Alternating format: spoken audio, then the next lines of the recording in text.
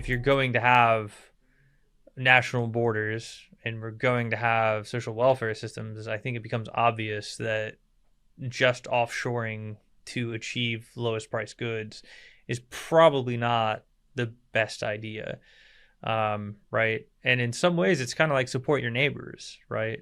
Any given economy is going to have a distribution of people, talents, and abilities, right? So, to say that I can go to a cheap labor market because their hourly is cheaper, then like, what does the guy do that really can only work a repetitive factory job? You just sort of removed him from the economy. You're saying everybody in this sort of higher priced economy like has to do a higher value job, but not everybody's capable of doing a higher sort of value job at a higher wage. There might not be that many higher value jobs available, so you're always naturally then pushing some number of people out of the market. And I think that creates disenfranchisement. It creates a sense of desperation. It creates a lack of fulfillment. It creates this dependency culture, and like that's where like drugs and crime and everything else comes in, right? So as a laissez-faire guy, again, I think free markets